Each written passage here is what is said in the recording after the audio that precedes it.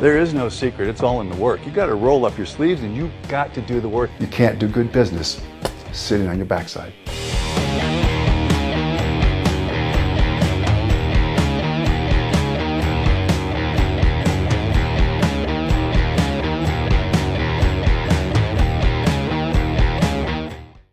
What you think and what you do in the moment, hours, days, or decades will determine whether your life is enriched or impoverished. You're listening to The Bill Wooditch Show. This is the hour where you learn more and do more on your quest to become more. And now, here's your host, Bill Wooditch. Did you know that 63% of Americans are not prepared to handle a surprise bill of $500? 63% of you are not prepared to handle a surprise bill of $500. And you know why? It's because you're not smart. I don't mean intellectually, but you don't follow money goals. You're not smart like the acronym SMART. Savings, managing your money, anticipating events, being responsible, and having a trust factor with other people who can help you grow your money. It's tough to do in the days post Madoff and post people who have made off with your money. But this kicks off a year of shows for serious people. We're going to have serious people on a serious show. And that's a play on words, but we're also serious about that. And today we're going to have Pete Dunn, a well-respected, nationally renowned financial expert. Pete Dunn, a.k.a. Pete the Planner, who's going to jump on this show and tell people like you and me how to best invest or what to do with our money. And we're going to walk through some real-life scenarios. He's not going to try to take your money, but he's going to advise you on what to do with your money. This is the show where we dispense advice because we're active participants in this game of life. You know, we're not consultants. We're doers. We're people that have done it, that keep building it, that want to do things with and for people. And it's part of our purpose. I think it is the design of our purpose. I know for me it's in my DNA. It's what I was drawn to do, and it is what I am drawn to. I hope you find those play on words as humorous as I find them myself. We always find ourselves a little bit funnier than others probably do. This is what I learned, and I spent a lot of money doing it, and we'll talk with Pete about this in college loans. But I spent a lot of money to learn something at Penn State when I went on to get my master's degree. And I was in a business course, and I learned about the 6 Ps, and it's the one thing I take away. There are a number of times when I remember what I don't remember, and I wake up in a panic. It's my only recurring nightmare, and I thought, did I actually graduate because I don't remember going to class? You see, when I was an undergrad, I worked really hard. I worked really hard. I had to just tear myself down, and I had to learn how to learn. So I had to have this big dictionary in the day. You know, it was a huge dictionary. I had to look up all these words, and I had to learn how to study and focus my brain, and I had to learn how to burn that midnight oil, as they would say.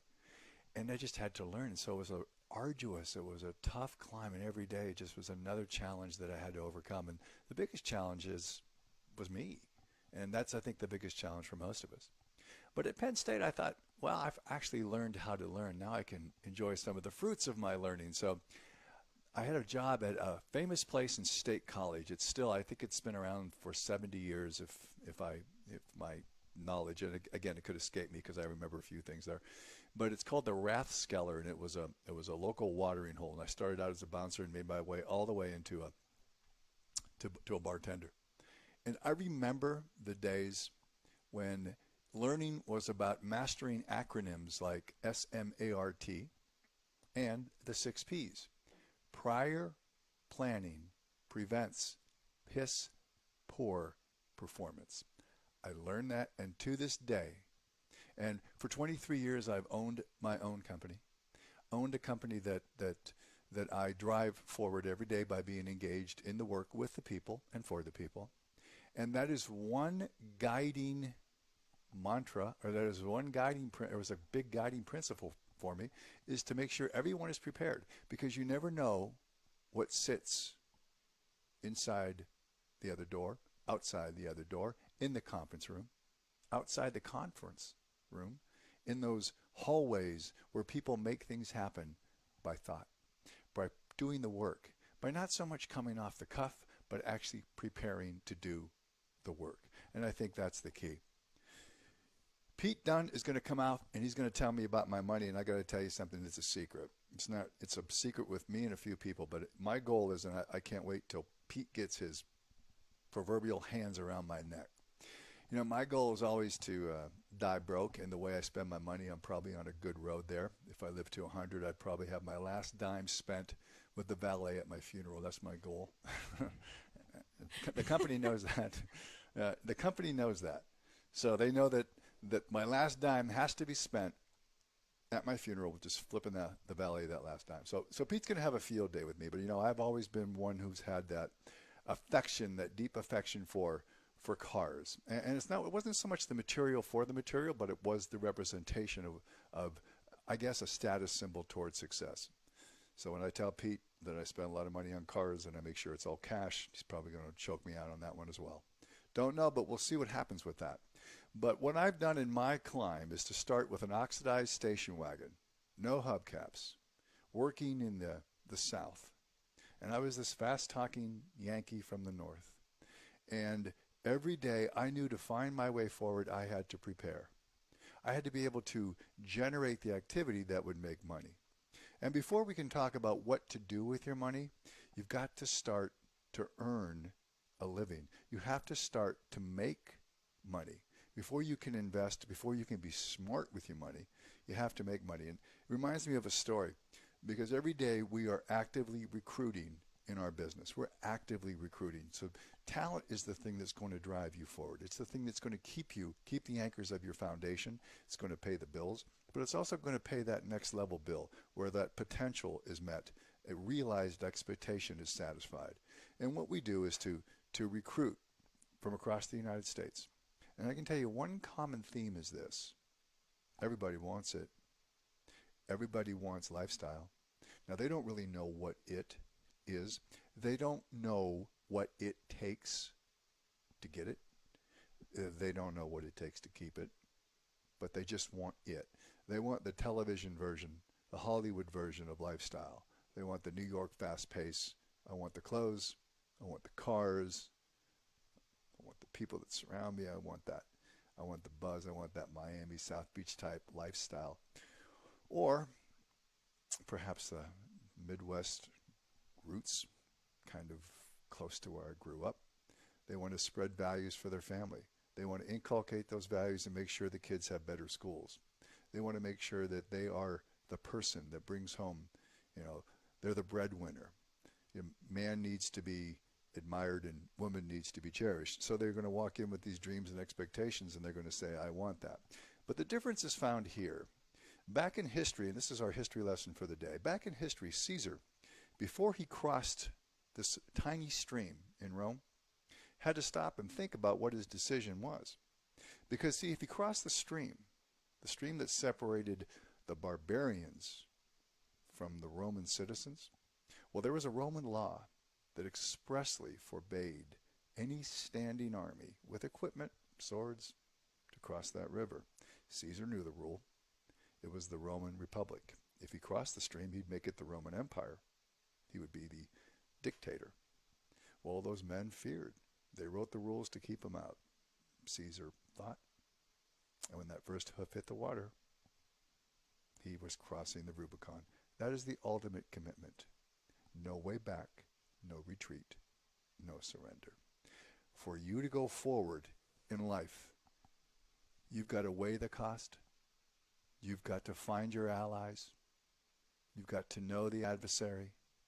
And you have to take those intrepid steps forward. The only way we can go. 1 minute. Always forward. That's the way. But first you have to know the cost. You have to know what you're willing to give. At a certain point, and a friend of mine always says, at a certain point, Bill, everybody gives up. You need to extend your line past average. You need to extend your line always forward. Don't go away. Pete Dunn's going to come on and tell us how to extend our monetary welfare forward. Can't wait for him to get his hands around my neck. Bill Wooditch, the Always Forward Show. When you think of the phrase always forward, you think of Bill Wooditch. He's a best-selling author, world-renowned speaker, and authority on leadership and performance. Bill has been hired to speak and host workshops at Fortune 500 companies, including Bank of America, AIG, Liberty Mutual Insurance Group, and Old Republic International.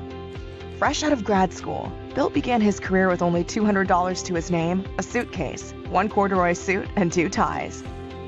In just 2 years, he became the top salesman of a Fortune 500 company, employing over 19,000 people. He then went on to become the top producer for 2 consecutive years at the 6th largest corporate insurance broker in the world. One of his companies, the Wooditch Group, consistently generates over $100 million in sales. His secret? Always forward.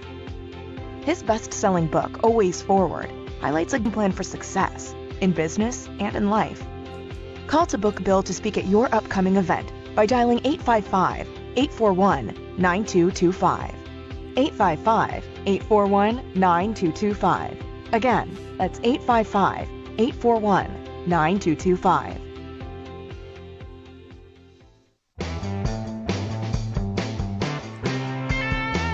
Welcome back. Bill Wooditch Show. We got a very special guest. His name is Pete Dunn, a.k.a. Pete the Planner. Pete, are you in my universe? I can't find Pete, but I will find him. I will find him, and I'm going to give you a connection to Pete here. Pete is from Indiana. Indiana is the state of my school, Purdue. I'm a Boilermaker, so we do have that connection. And as soon as we get Pete back in my universe, we're going to bring him up here.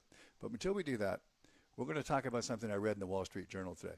Did you know that there was a person who actually wrote a check, I think at a Walmart, for a cup of coffee, and people thought this lady at 67 years old was so whacked out, so crazy. They thought, what are you doing writing a check? So there was a group of millennials behind her, and they were looking and they were scratching their head, and they had the look like I have when I'm at a Pete's Coffee or a Starbucks, and I just want to pull up my wallet because somebody up front is just taking their time trying to dig through, to find their credit card to put something up on a $2 cup of coffee. It just drives me crazy. It's one of my pet peeves. So I have actually done that before and say, it's on me. I actually did that in Vegas too. And no, in Vegas, the lady was looking for the last 12 cents to pay off something on a necklace.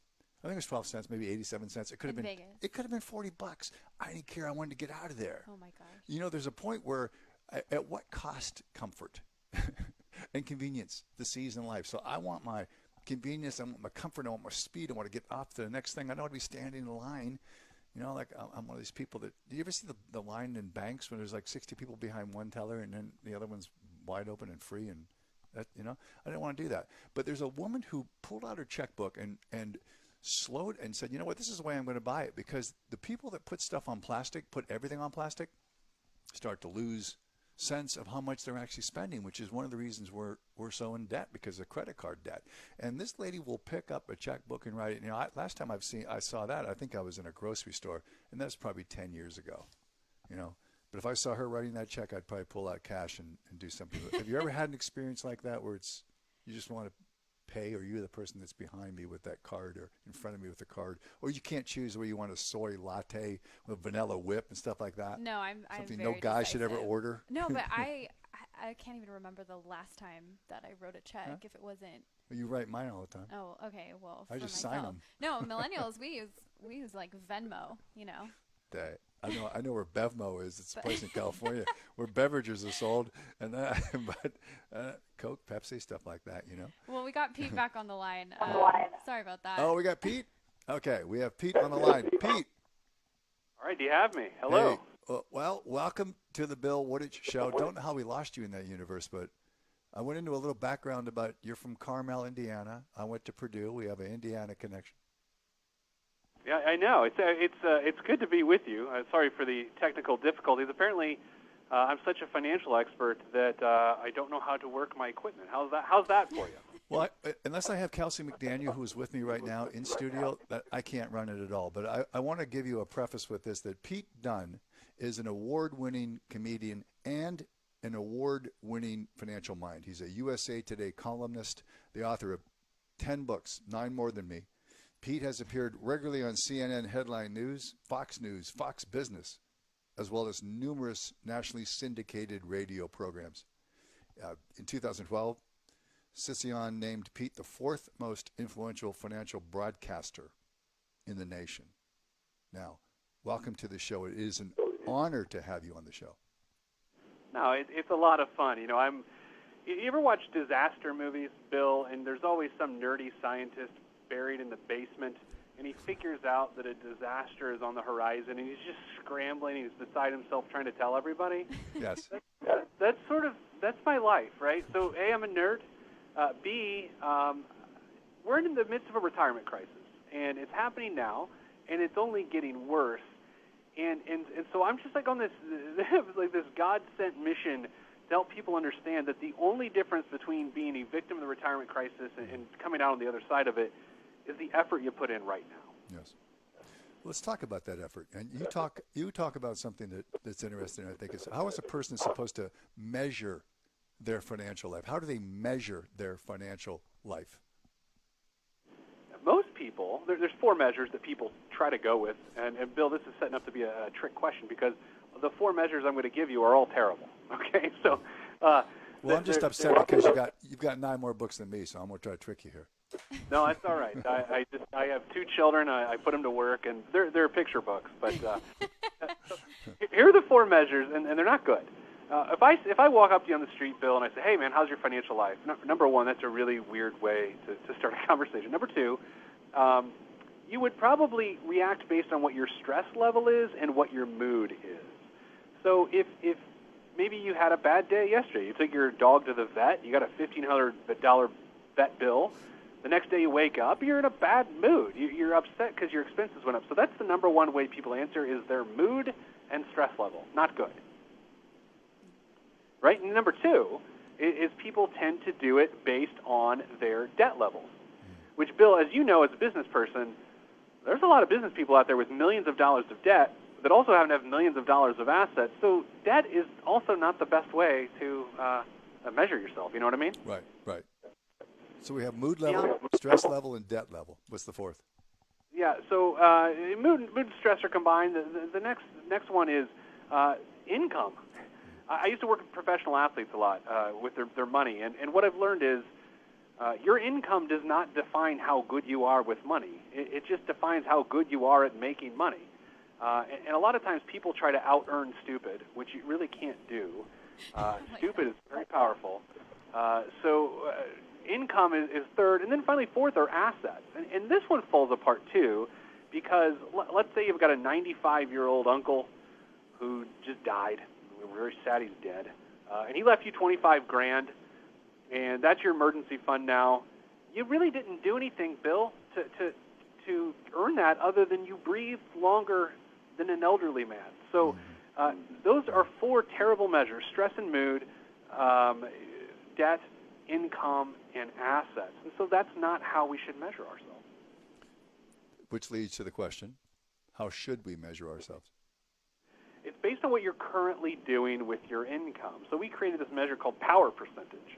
And power percentage is a way for us to say, how efficient are you with the dollars you're bringing into your household? And like most things that I work with, I created this because I needed it, right? My wife and I were at the dinner, and she said, how are we doing? And I gave her some line about how we're doing, and she's basically created all the ideas for my business. And she said, well, that doesn't seem like a really good measure. And so we came up with this idea of if you add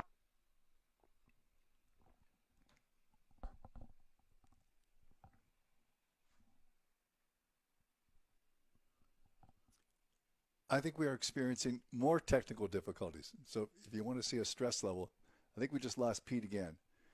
Pete, I'm going to buy you a cell phone. That's going to be my investment. That's going to be my gift to you as an asset. But I think we might have lost you again. But it's interesting to talk about levels of mood and stress levels, which which are part of the whole financial arena, debt level, income, and assets, and thinking about how am I doing based on a mood? How am I doing based on stress? How am I doing based on income?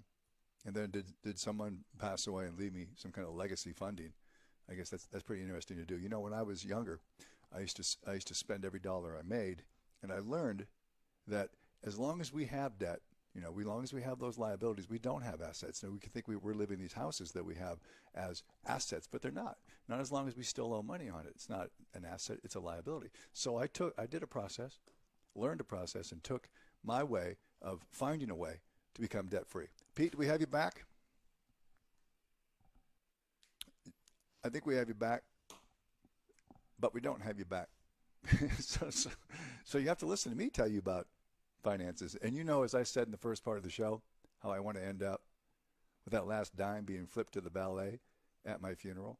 Kelsey, you're testament to this because you're listening to this. I want to make sure it goes this way. I know it's in the living trust, but it has to go down this way, okay?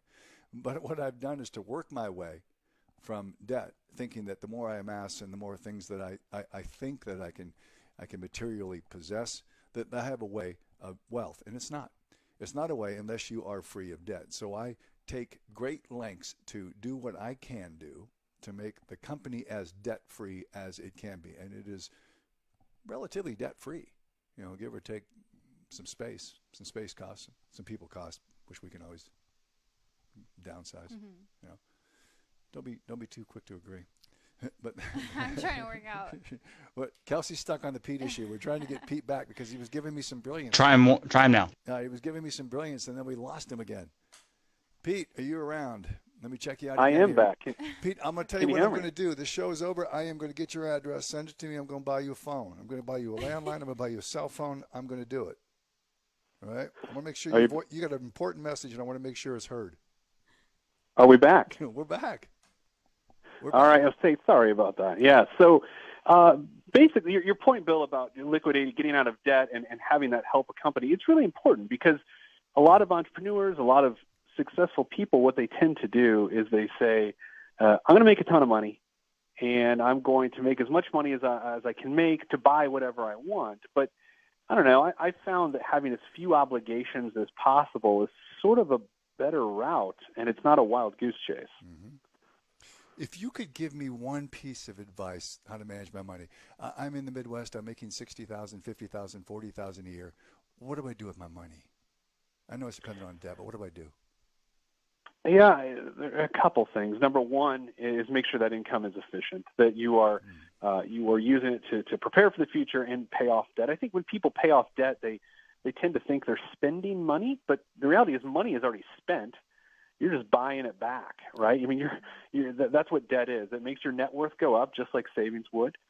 And then the other factor in that, and this is more of a philosophical thing, the second you make money, you're on a mission to break your dependency on that income. That's where retirement happens. You hear about income independence, right? Right. And what it means is you're independent of the need for income. And so, but what's your first job, Bill, back when you were a teenager? What would you do? I was working in a factory. It's my first job, making minimum wage. So prior to that, you really didn't have any expenses, right? No.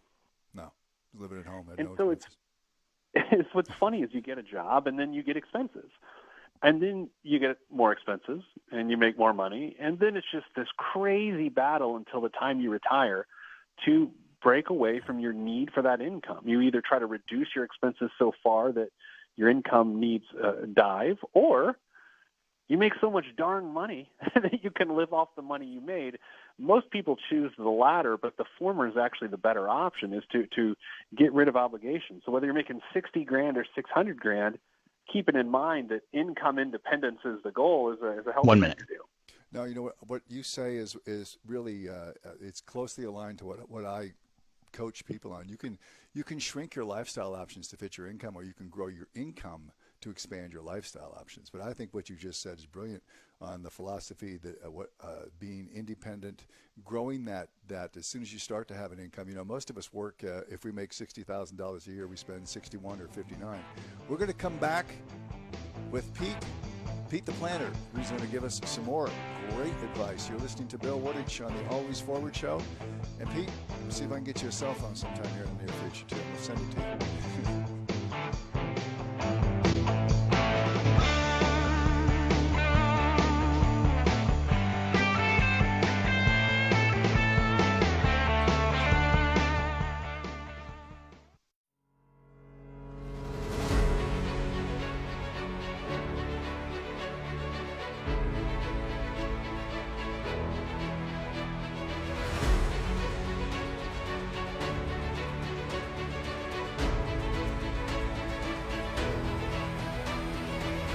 Ladies and gentlemen, Bill Wooditch.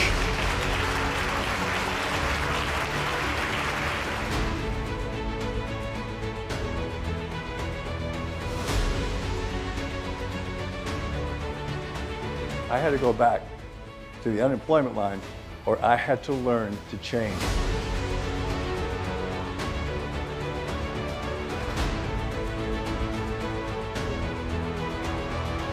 The right people in the right environment will make the magic happen. That's called culture. And man, people feel that stuff.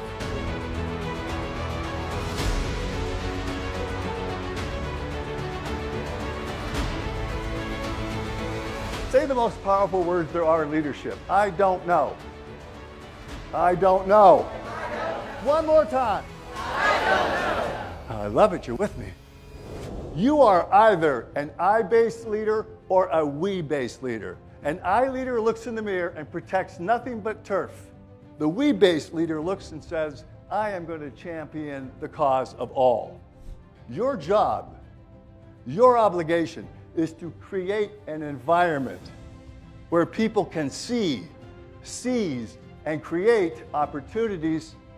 See, the first thing that awareness brings, if you are aware as a leader, is the obligation, and it is an obligation to change what you've learned. You do not develop people, they develop themselves, and they develop themselves if they have an environment that is free from fear, an environment that is safe, and safe means they can strive, they're accountable, they're able to fail forward, and they feel the energy and enthusiasm that is authentic, that comes from leadership, and it comes prepared every day. The more we expand the circle by learning, questioning, taking those small steps,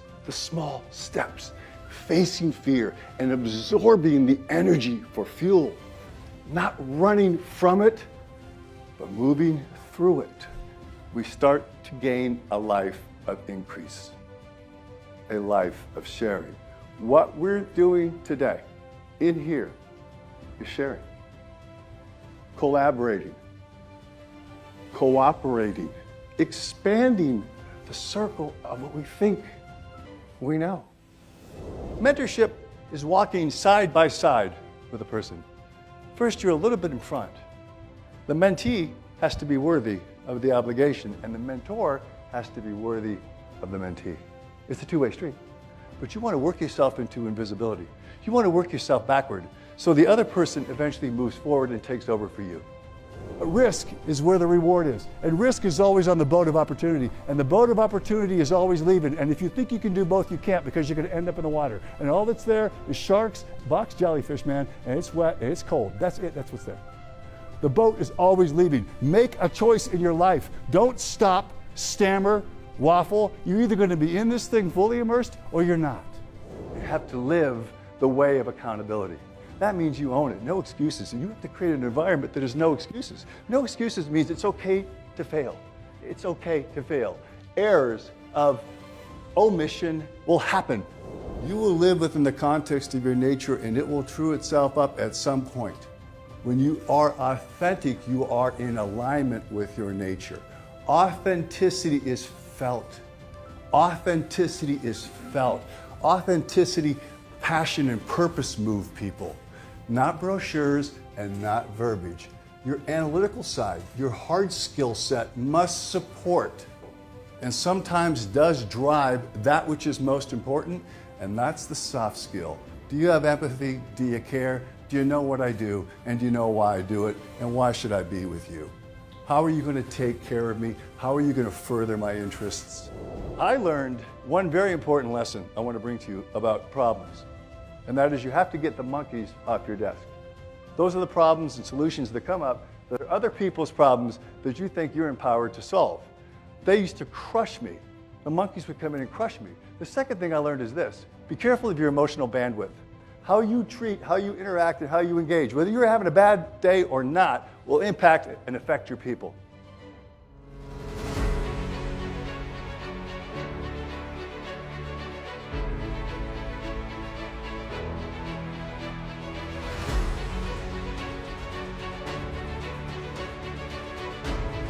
We will go the only way we can go. Always forward.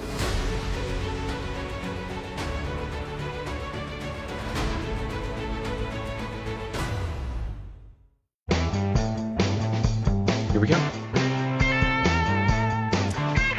Rocking and rolling, the Bill Wooditch Show. Heading into segment 3. We got Pete Dunn. I'll tell you what, man, that's some great stuff. Whew. You know, unless you're a serious radio host, you'll never know the excruciating pain associated with the elevator music between breaks. It's like elevator music on steroids. I think Kelsey looked at me at the same time. We said, "Can you believe this music? It's elevator music on steroids. If you're ever going to guess it."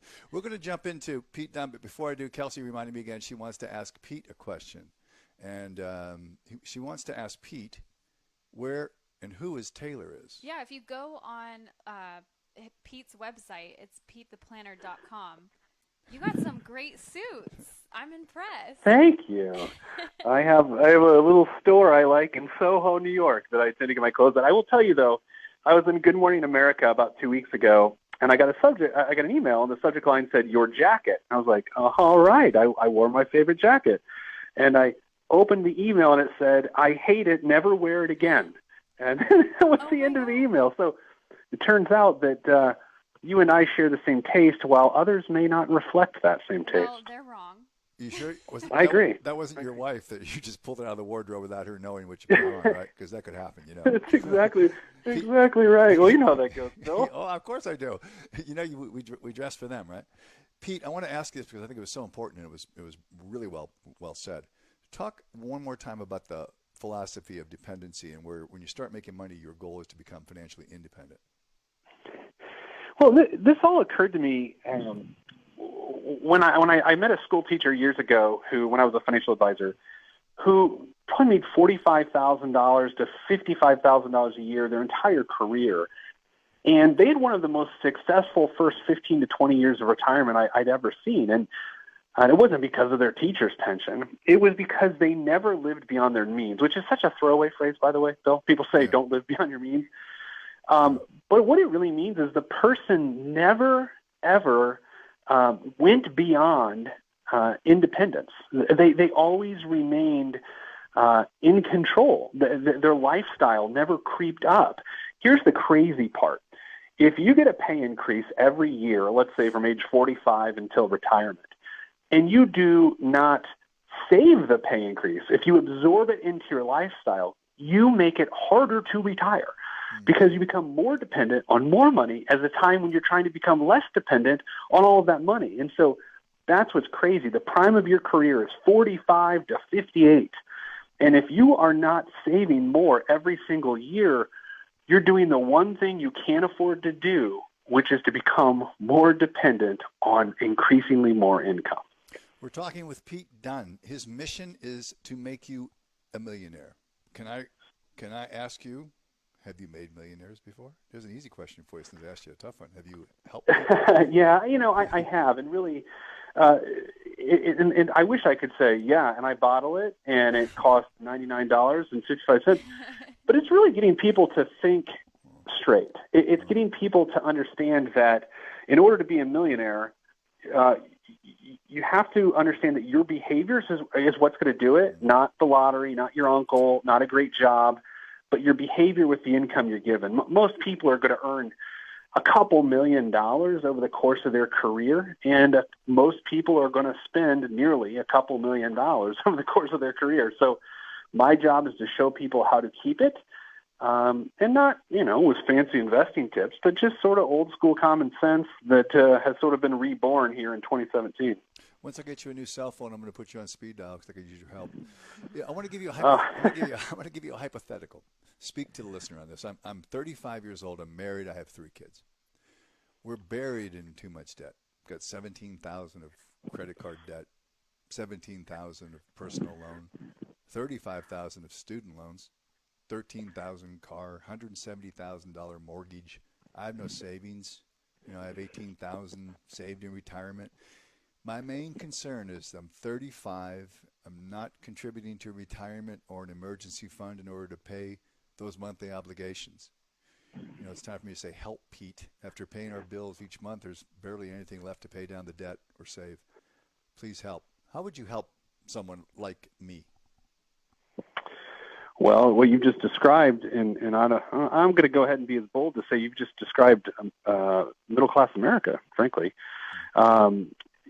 It's going to get a lot harder before it gets easier. And to me, that means increasing your income significantly via a second job, whether you're driving Uber, delivering pizzas, bartending, I don't know. Or the other extreme, there's 2 extreme sort of solutions always. Get a second job or a third job, or sell your house.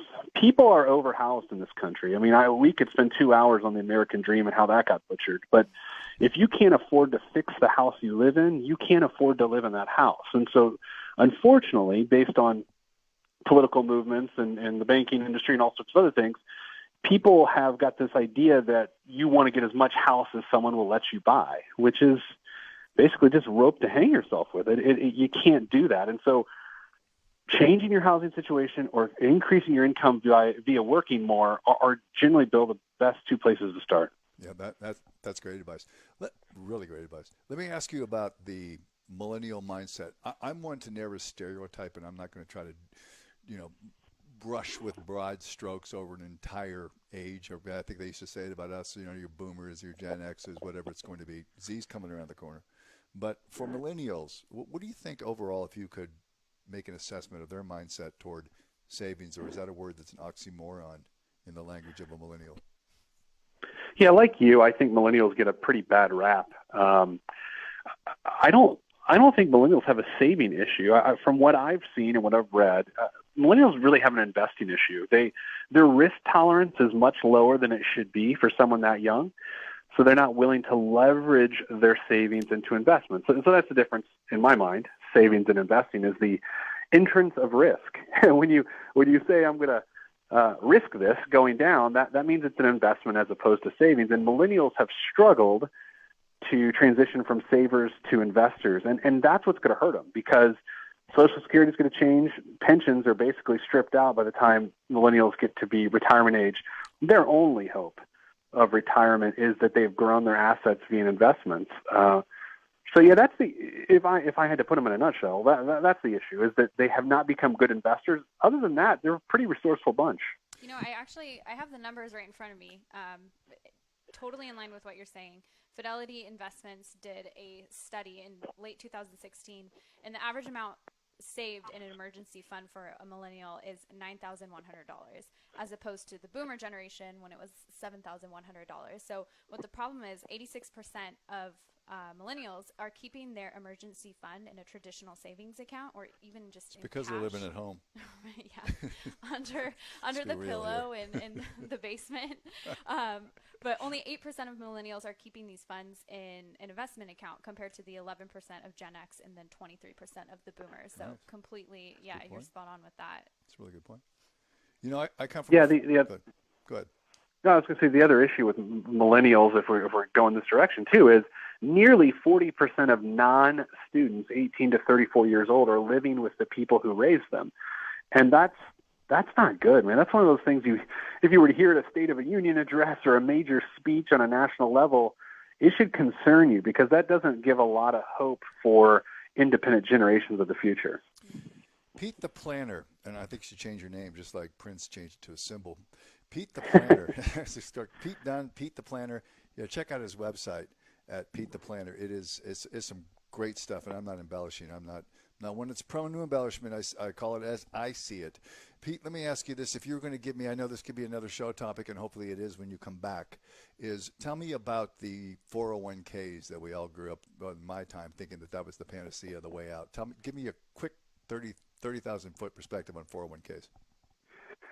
Yeah, this is a whole episode. So in the 1970s, pensions started to go away, all right? And so 401ks replaced them. And what happened along the way was two things. Number one, the American worker never accepted that fact.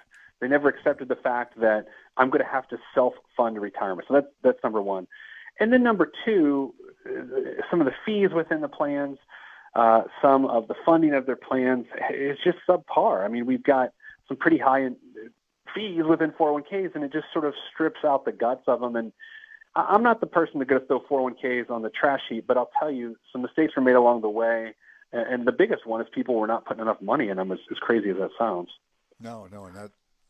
What would you do? We've got 2 minutes. I need your brilliance here. I need you to help the audience. I need you to get on that mission. Give them some solid 3-4 strokes of financial advice. I know we went through some, but just punch out the best of Pete Dunn right now. Every year, you should increase your net worth by at least an additional percent than you did the year before. And so another way to say that is you should save or invest 1% more than you did the prior year. And if you do that, it is impossible, Bill, to fail. It is impossible to become a victim of the retirement crisis. So 1% more per year does the job, especially if you start in your 20s or 30s. The music is taking him out, but I want him back. I don't want him to go away. Pete the Planner, you have taught me the errors of my ways, and I just thought I had to go out and make more money. I guess I got to do that, but I got to start saving it too. Pete, thank you very much. You were great. Always forward. The Bill Wooditch Show. We'll be back. The Intrepid Fallen Heroes Fund, a leader in supporting the men and women of the armed forces, has provided nearly $200 million in support for wounded military personnel and families of those lost in service. The fund today is on a campaign to build Intrepid Spirit Centers treating service members suffering from traumatic brain injury. They put their lives on the line for us in battle. We care for them at home. Visit fallenheroesfund.org to join this crucial mission. And here we go. High voltage, the Bill Wooditch Show. Cranky today with Pete the Planner, Pete Dunn. You got to check him out. His website is what, Kels? At Pete the Planner, PeteThePlanner.com. And I can pick that guy's brain for advice for a long time, the stuff I don't know, which is all foreign to me here. Kelsey's got a lead in for us on one of my favorite shows, and she wants to talk to you about this show. Don't ruin this AMC special for me, but go ahead. Well, we're talking about spending, and I just thought that this was hilarious because this recently came out in the New Yorker. Some Silicon Valley leaders are, and I'm not kidding, they're legitimately preparing for the end of the world. And I'm not talking about stashing water bottles and crackers and, U.S. Weekly. So they don't care about saving 1% more. No, exactly. It's overspend it all now. They're serious. My philosophy. Exactly. So the CEO of Reddit had vision correction surgery to, and I quote, improve his odds of surviving a disaster, whether natural or man-made. And I just think it's hilarious because he said if the world ends, and not even like if the world ends, but if he has some sort of trouble, getting contacts and glasses is going to be a huge pain. And so he actually got the vision correction surgery just to improve his odds of surviving a disaster, which I thought was absolutely hilarious because, we're talking about saving. I guess he obviously is in a different financial position than myself, but I don't even go to Target anymore because when I go to Target to get paper towels, I end up spending like 3 times as much money because I can't get out of that store without buying 70 different things, and that's my version of saving. That's how I save. It's my strategy. Another level, but you think about that, and if you have that much money and you're thinking about stuff like that. Well, that's not even the worst. Not worst. I don't want to say that. Give me the but best most one. Intense one. Is there a winner? The winner is Antonio Garcia Martinez. He is a former Facebook executive, and he bought 5 acres on a remote island, set it up with generators, and purchased thousands of rounds of ammunition. So I guess I must like the memo for something, but I don't see what's wrong with that. I'm with him. Okay. Find the remote island. Get me a helicopter and some pilots. Start digging the. I could see myself doing that. A little easier than not. Pete the Planner was our guest, and we talked about savings, and we talked about investments. We talked about a mindset, behavior, and some of the keys of discipline and saving that 1% more, and that maybe you can't afford the house. And it's my same philosophy on what I do in life right now. If I can't afford to pay cash for it, then I don't buy it. So I think that's the way that I look at stress, and I look at happiness in this way. I wrote a book, Always Forward. And in the book Always Forward, which was a sales book, but people have found to be more a life guide, a philosophical life guide for improvement. I'm not morally empowered to tell you how to live your life, but I can give you the voice of experience. I can give you some ideas, and I can maybe expand your thought to start to critically think about what is best for you. What do you need to do to get from where you are to where you want to be? And I found that most people are searching for happiness, and it's almost like, for some, being in the dark without a flashlight, because it's an elusive search because they're looking so hard for it. I found that one of the ways to happiness is to eliminate as much as you can of that stress that comes with crushing debt. So I think if you can get rid of that debt, or as much as you can, and start managing that level of stress, just the bounce alone from lowering debt makes the ceiling of happiness higher. I found that in my life. I don't want to go to sleep thinking about how am I going to pay that next bill? How am I going to do this? Now, that's part of life. I understand that. But overreach is a part of life, and ego will have us purchasing those things that are material, or spending money on those things which we dress ourselves in, that we think make us feel better about ourselves or project a better, stronger image to the outside. And then we go to work in that pit to try to dig out of debt. It's just a mindset, but mindset is the thing. And I learned this on a beach, sitting there in Laguna Beach with a book. A friend of mine was the president of Jacuzzi North America. And we would sit in these CEO meetings, and we would talk about debt. And he said, credit card debt is the most debilitating thing in this country. Credit card debt. And he gave me a book, and I read the book. And it talked about debt, it talked about liability, and it talked about assets. And I put together a plan, much like Pete the Planner was talking about, where I started to find a way, make a way, to take my money and pay off my debt. Now, it was hard to do when I wanted to go out and travel the world and buy cars and do all those things that I was used to doing to run up my debt. But I had to actually change my mindset by looking forward and thinking, what if, and what makes me happy, and what do I really work for? Ask yourself that question, what do I work for? Each of us have a different answer, or your answer may be the same as mine. But I work for my freedom. I want to be mentally free as much as I can. I want to be able to be physically as free as possible. It's part of my nature. I want to be emotionally, free from the constraints of stress and worry. And most of the stress and worry we put on ourselves. And I think that's the key for me. Does any of that make sense, Kelsey? Or did I just lost you like I normally do? No, you did not lose me. Kelsey keeps me in line. She's got me flying. She's got me taking off to Chicago to do some film.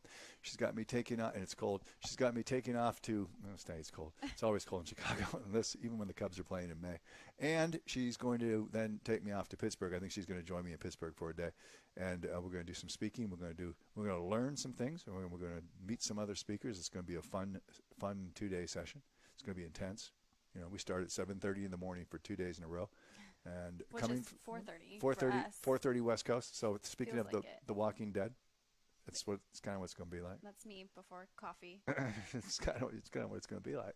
But we want to bring you every week those type of guests like Pete the Planner, and we have a lineup for you that is scintillating, that is smoking, that is on fire. It's in fuego of people who can come in and give us a little bit of direction, some other opinions, some opinions that we may be able to find and make a better way in life, because that's the key, I think, to living life, is to find that way, find our allies.